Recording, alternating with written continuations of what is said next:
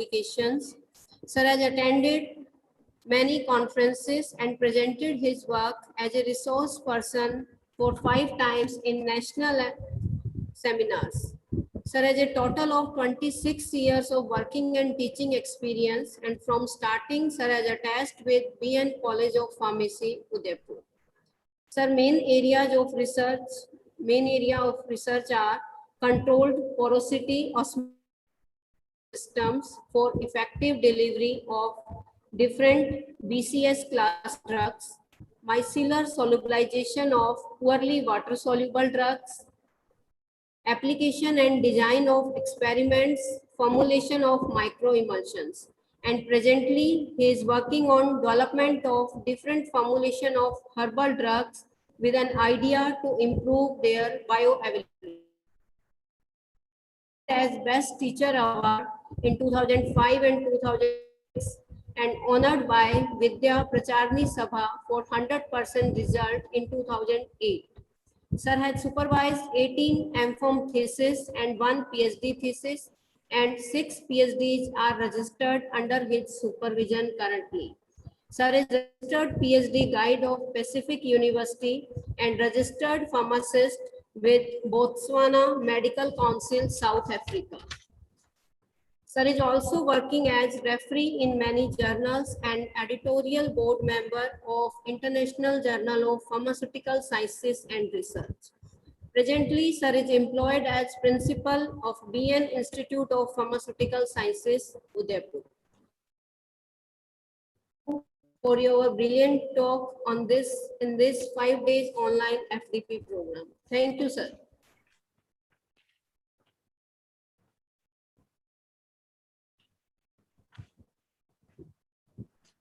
Thank you. Thank you so much for your kind words and introducing me to the audience. It's really a great pleasure always to be with Dr. Kumar. Dr. Kumar, as what I have known him for a long period of time. He's a very excellent researcher, plus he has come out to be a very good administrator as well. And rest, we know that he has, the way he has developed Yamuna Nagar's College of Pharmacy, that is highly appreciable.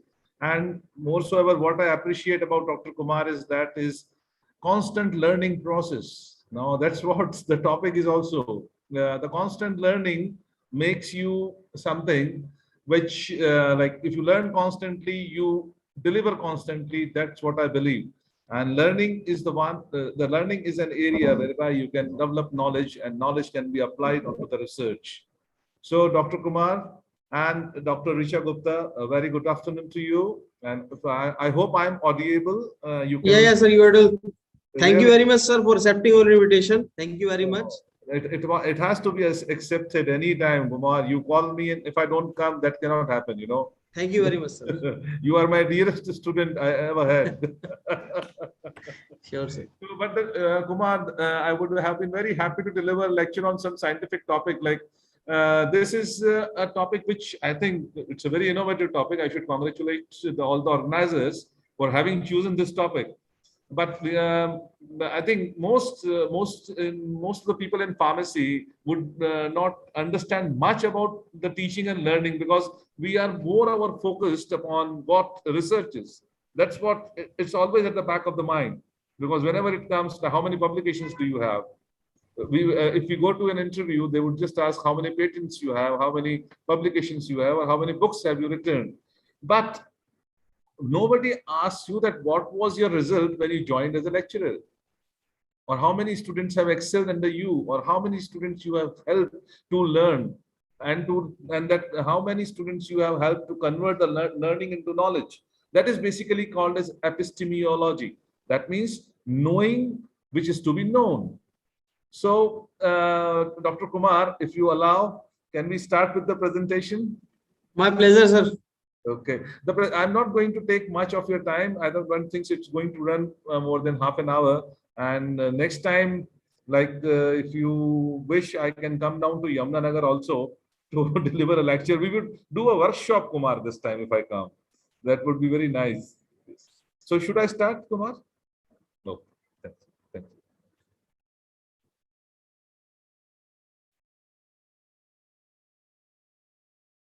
I hope everybody can see. Yes, sir, it's visible. Is the slides visible? Okay. Okay, fine.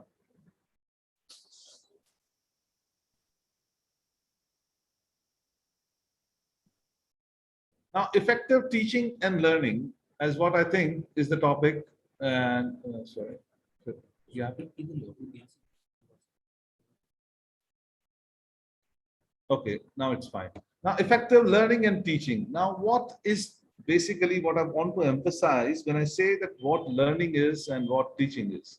Now, learning, I think it's a constant phenomena. It's a constant process. We learn day in and day out. We even learn while we are walking in the corridor of our college, whether it be the corridor of our home, or when we are going out for an evening walk, or when we are interacting with the students, and of course when we are reading something, we learn always. But when it comes to teaching, that means what teaching is basically the transformation of the your mental picture to the student. Now, how effectively we all try to do that as a teacher, we all try to transfer our mental picture, that what we think, to the students, so that he can think innovatively. Now, a successful teacher is the one who knows what is to be transferred and how it is to be transferred. So this is the basic difference between what learning is and what teaching is. Uh, I don't think so. We would further need any introduction of myself. Dr. Richa has done that for me. I'm really thankful to her. Okay, so let us see what are the what is the meaning of the phrase building capacity. As what the topic of the seminar says, the building capacity in learning, teaching, and research. So what actually we mean by building capacity? Now, building capacity is a widely used educational jargon which refers to any effort which we make to improve the ability, to improve the skill, to improve the expertise of the educators. That means, first of all, an educator has to be taught so that he can be in a capacity, he builds his capacity for teaching his students. Okay, so now, as what already has been said, that how can you teach your students? You can teach your students only by knowing your students. So first of all, we should ask that what is my target audience, or what is the target students whom I'm going to teach, because you should not both be knowing their strength as well as weakening. Then only you as a teacher or as an educator would be able to improve the abilities, skill, and expertise of the educators. Now, teaching can be defined as an engagement with the learners. Now, who are the learners? Learners are basically your pupils or your students. So how do you engage them? Now, getting them engaged into the process of learning is again an art which a teacher should know. We can only know that by building his own capacity and application of the knowledge, concepts, and processes. It includes design, content selection, dissemination. Now, what do we exactly mean by dissemination? The dissemination can be in many different ways. Like, I am trying to disseminate myself here with you people. Now, as a teacher, the teacher can disseminate in different ways. He can disseminate it with the audiovisual thing, or he can disseminate this knowledge by the means of handing out the pamphlets to the students, or by engaging them into the library or in the laboratory. And then assessment and reflection. Now, once you have delivered it, once you have delivered the concept, that means you have delivered the knowledge, or once you have made the students to understand a particular concept, now how do you assess them? Assessment is the most important, is the most key parameter, that how are you going to assess the students. Now, as what we understand, assessment means giving them 5 questions and asking them to attempt any 3 questions. Now, he might have learned something last night. He comes and write down on the piece of a paper, and then we evaluate it from what we have learned. So this type is basically a very conservative type of an assessment. So we have to come out of this conservative assessment and try to inculcate or try to implement certain new type of assessments where the students can be very free. Free in the sense that means they are out of the fear of the teacher, that the teacher is going to ask me or he is going to fail me. That means we should adopt the policy of motivation of success in the students. So that is a real assessment. And then what is the reflection? Reflection is something very abstract, that how the student is behaving in the class in front of you when you are trying to deliver a certain lecture. So that is his reflection. A teacher should be trained, or he should have that training to understand the reflection in the eyes of the students, in the body language of the students, that how they are grasping what has been taught. Secondly, learning can be defined as the activity or process of gaining knowledge. That is the gaining knowledge applies, when it comes to the gaining knowledge, it applies both to the teacher and now when I say the word student, I mean the students of higher education. Now learning education, gaining knowledge at a particular point of time when we were in school or when we were in the primary class, that was an undirected type of a teaching where the teacher was involved in teaching us so as that we can build the knowledge. But after having taught all the concepts of science up to the class 12, we expect the students to have a certain amount of knowledge from where he can understand the new concepts which are being delivered to him and can develop new types of skill. Now, learning can be basically through experience, and it is about what students do and not about what we as the teachers do. Okay, so learning capacity building has, when it comes to capacity building of the teachers. Now, when the research capacity building has been defined as a process of developing sustainable abilities and skills, enabling the individuals and organizations to perform high quality research. This is the need of the hour. Now, there are many agencies which have been initiated or which have been framed by the government so as to, right from the building of the curriculum to what is being delivered to the students. So there are, I would briefly like to summarize here that what are the different capacity building agencies which have been developed by the government to share the vision and common understanding of the educational aims and curriculum objectives. They are broadly classified into three types. First are the national education policymakers. Second are the local education policymakers. And third is the curriculum specialist. Now, the national education policy maker, in our case, in the case of profession of pharmacy, is Pharmacy Council of India.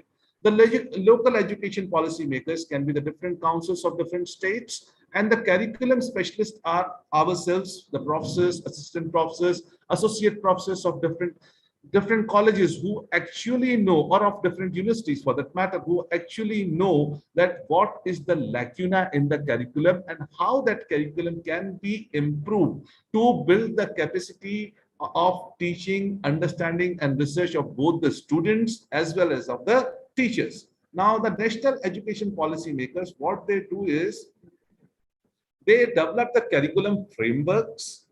That means they would do an outlining work. They define the curriculum objectives. They do not make the curriculum as such, but they would just define the objectives that this is to be delivered to the student, and this is what is expected of the teachers. Now, create a supportive policy and environment, provide resource. That is about the resources to be provided by the councils of different regulatory bodies, and to provide resource support, guide their strategy utilization, make and implementation decisions, evaluate and monitor the quality of the curricula. Once the curricula has been made, the council here becomes responsible to take the feedbacks from the different universities or different colleges of international reputes to know that what type of quality is now this new curricula inculcating into the students. Now, local education policymakers are basically to implement the national curriculum standards in local context, develop locally relevant curriculum. That means, now what do you mean by locally relevant curriculum? Now, let us compare. Let us say that a person in pharmacognosy, a researcher in pharmacognosy, is trying to do certain research on certain plants which are not available in Punjab as such or in Haryana as such. So he has to come down to Rajasthan to to do some ethnopharmacological activity. So now here we will, when a person, educator or researcher from Rajasthan would be able to help somebody who's coming from other state, he would be able to help only when he has developed his own locally relevant curriculum. Third is to provide the technical assistance for curriculum change for poverty-stricken areas, provide guidance and professional support for school developments. Now, third are the curriculum specialists. The curriculum specialists, as I've already told you, are the one who are basically educators like us, who are the professors. They are the lecturers or associate professors or associated in one or the other way with the academia. They are expected to design the holistic curriculum content relevant to the students' development in cognitive, affective, moral, ethical, aesthetic, and physical dimensions. To integrate cross-cutting themes and facilitate interdisciplinary teaching, learning, build on strength of traditional curricula and be innovative. Ensure relevance to culturally sensitive curriculum issues as well. Now, I would like to emphasize on the point number 3. That means a teacher or an educator can build the traditional curricula, and he can be innovative only when he has an innovative thinking. And the innovative thinking comes from the constant learning process. And the constant learning process applied onto the students can give a feedback, that is the reflection of the students or the assessment of the students can suggest us that what type of innovations are necessary. In this case of innovations, we can always go back to the industries. I'm wrong in using the word to go back to the industries. Rather, we should make it mandatory to consult the industry that what type of students do they require and what type of curriculum changes should we do time to time so as to produce the product which are our students who are suitable for the current industrial scenario. Now, we come on to what is required of the teacher. Now, the requirement from the teacher is to understand their changing role as curriculum changes. That means now here again, to understand the changing role is what? The teacher can understand this changing role only and only when he is in the process of constantly acquiring the knowledge which can be acquired by a constant learning process. Comprehend curriculum objectives and national curriculum standards. Master subject matter and pedagogy skills to deliver subject specific contents. Have positive attitude to the curriculum. ऐसा नहीं अरे यार ये नया चीज आ गया तो ये मैं नहीं करूंगा या ये खराब है. Don't criticize, but try to cope up with what has been included into the new curriculum. So as and should be the teacher should himself be the change and be the agent of the change. He should break down the isolation and develop a team spirit. He should isolate. When I say break down the isolation means he should be interactive both with his colleagues, with his seniors, with his juniors, and most importantly, he should be very, very interactive and should keep a close observance on the students so that he can break down the isolation which is observed in most of the universities and colleges, which is the gray part of the academics.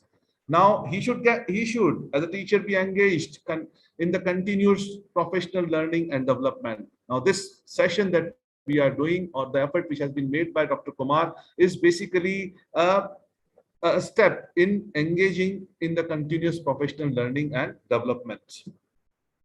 Now, what is required, or what are the challenges which are being faced by the university in the present context? There is a constantly increasing pressure on the universities, both international as well as national universities, to demonstrate that how they can contribute to the host society. That means whatever they do, whatever activities are being carried out in any academic area or any academic institute or the university, how is it directly benefiting the host society? This is to be first of all kept in mind, because whatever we are doing today, as either be the science college of pure science, or it be a college of humanities, or it be a college of physical education, or it be a college of pharmacy. But the first thing which has to be at the back of the mind is that whenever we build any objective, we have to keep in mind that how are we going to contribute to the society in which we are living. Now, ideal type of the universities bring together to solve the above mentioned process their best talents, researchers, and facilities to drive the national education policy. Teaching basically divides down the discrete learning elements towards pre-specified goals. That means we should have a pre-specified goals that whatever policy we are making, what is its goal and how it is going to contribute to the society. Now, basic goal in making the student to learn in depth about something is to engage the student right from the year one, right from the inception into the research activity, like giving them a research project. Now, once you give a research project to a student, it takes place in external context. It is basically an external context. It is not given in the curricula. Now, when you give a research project to the student, it may be as simple as writing a 5 or 10 pages on a particular topic. Let's say stability studying. He has to refer 10 books. Now, this is basically an external context. Now, what are you doing here is that you are exposing the students to the new experiences and a new way of thinking. So what I want to emphasize here is that as an educator, as a teacher, we should always constantly pressurize the student. I'm sorry to use the word pressurize, but should motivate them to think out of the box. Once they start thinking out of the box, they would easily learn the concept which are being taught in the class. Although, what the teachers presently think and how I feel as a principal or have been interacting with so many people, teachers कहते हैं यार ये students ये नहीं कर पाएंगे, research नहीं कर पाएंगे. That means what we try to do is that we try to undermine their basic talent. Please don't undermine the basic talent of the students. As what is written here is that some academician fear that the quality of the research which a student would do will not make a real difference.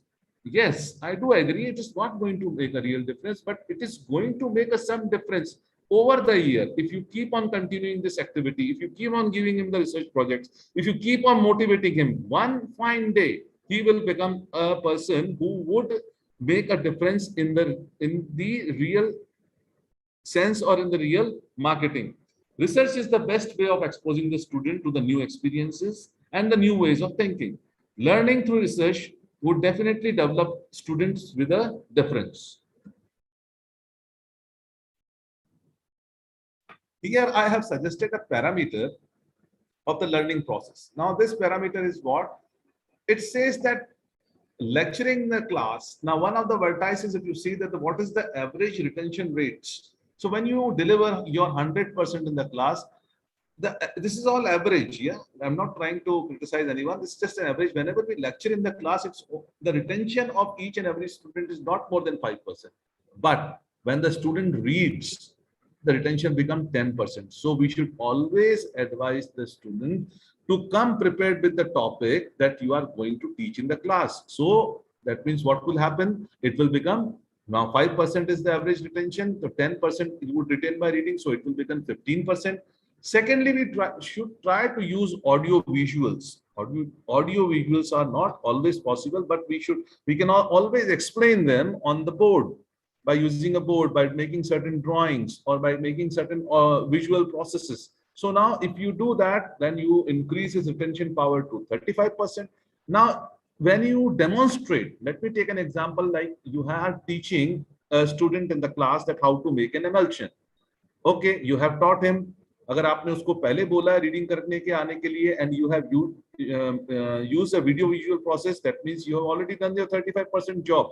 But when you actually demonstrate that how the emulsion is made in the laboratory, that means you have further added 30% now, so it becomes 65%. So the retention has become 65% for a particular topic. Now you allow. That is the reason that why Pharmacy Council of India has started a new policy of tutorials. In tutorials, we should usually allow the students to discuss among themselves in your presence. In your presence, you should allow them to discuss. So once you allow them to discuss it, the retention power increases to 50%. And then you make them to do the practice of what they have learned. It will increase the retention power to 75%. and you should ask them to teach others. How can you ask them to teach others? Ask them to give a presentation of a particular topic that you have already taught in the class, so his retention power would be 90%. Now, if the retention power is 90% of a student by following the simple pyramid, then we, I think, as an educator, as a teacher, as a professor, have done our job out of the box. So I hope most of you will agree with me and would try to implement this pyramid, which is not what मैंने भी कहीं से लिया है. It was really, मेरे को बहुत अच्छा लगा, इसलिए I have shared this thing with you. It is made by National Training Laboratories, Bethel, Mine. Okay. Now, this is just what is a research? You know, research is something which you try to search again based upon certain principles. Now, according to Webster's dictionary, research is a critical inquiry or examination in seeking the facts or principles, diligent investigation in order to ascertain something. Now, a well-defined and structured research problem is the heart of all the research projects, which I understand if most of the audience are sitting in here are teachers or lecturers and professors, they would understand it, what research is. So, but what research is required, what problem I face, let me take my own example. I know what research I have to do. But when I go in for the grants, the main research, the main question which arises in my mind, or which arises in the mind of the evaluators, is that what are you trying to investigate? So we should always ask ourselves that what are we trying to investigate? Second is the vision and reality. Now, teaching is the most difficult art of all the profoundest and of all the sciences, as what has been quoted by Horace. The education is an admirable thing, and it is well to remember from the time to time that nothing that is worth knowing can be taught. That means whatever is worth knowing can be easily taught. What does education often do? It makes straight-cut ditches of a free meandering brook. It was suggested by Henry David.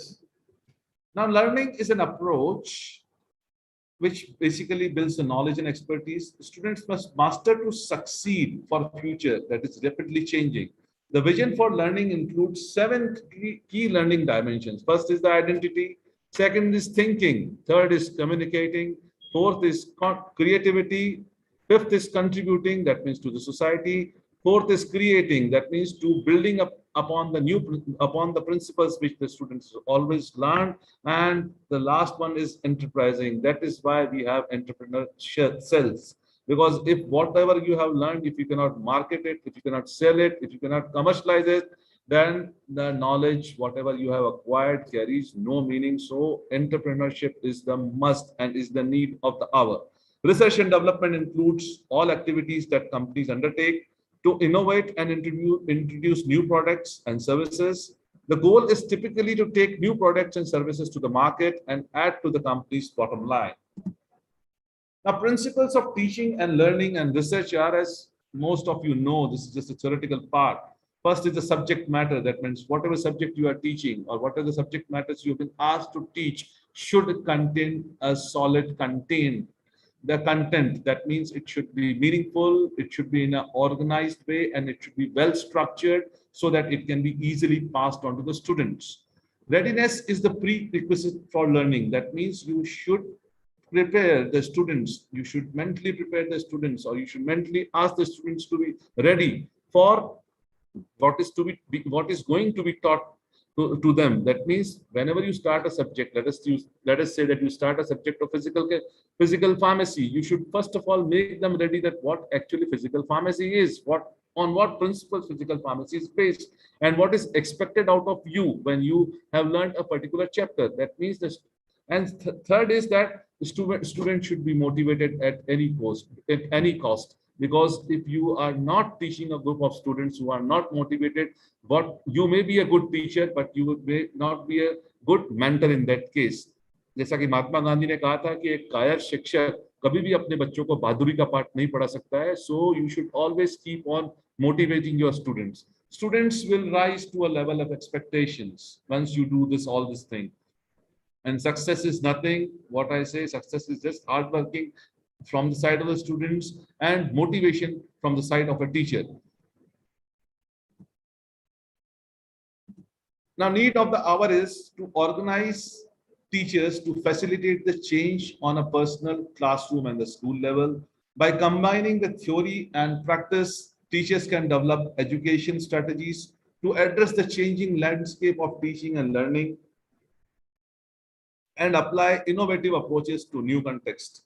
By investing in the competence of the teachers, we invest in the future of children. Continuous learning is the need of the hour in persistent acquiring knowledge and competencies in order to expand your skill sets and develop the future opportunities. Experiments, try out new things, keep the momentum going, keep learning, and keep reflecting. Research that develops our critical thinking skill gives knowledge and learning and also provides that we can apply or use in our daily life. Lastly, I would like to quote the words of Albert Einstein. He said that intellectual growth should commence at birth and only cease at death. That means we as an educator should always keep on learning the new things, new principles, new applications. And that's what I wanted to say upon this topic. And I'm really sorry if I would have gone wrong somewhere, Dr. Richa. I hope you would excuse me. And this was what I could deliver. Thank you so much for listening patiently to me. Thank you once again for providing me this opportunity. Thank you. Thank you, sir. Thanks a lot for your informative way of teaching us what is the meaning of a teacher. So just to summarize your session, sir has given knowledge about effective teaching and learning, and what is the meaning of capacity building, and what is the role of a teacher in capacity building of a student, and how an effective teaching and learning process can make an important impact on student understanding. And role of research in capacity building of student is very much high, and it gives them new ideas to implement.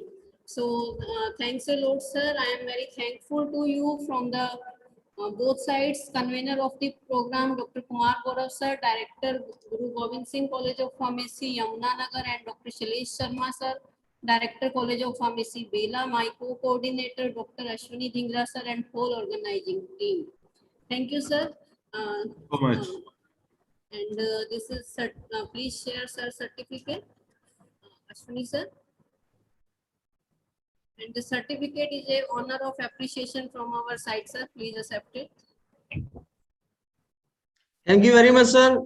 Thank you, Gaurav. Thank you for calling giving me. your time and sharing your knowledge with us. Thank you very much, sir. और आगे भी हम आशा करेंगे कि आगे आप हमें किसी दिन और एक आज तो आपने समय थोड़ा सा कम दिया, किसी दिन थोड़ा ज्यादा समय देंगे.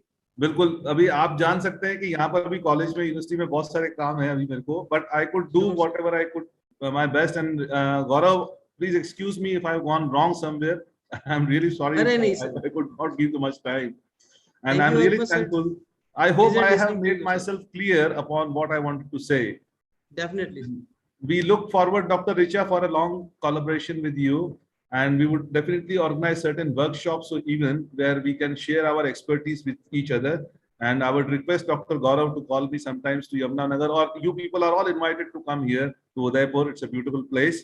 I invite you all to come anytime.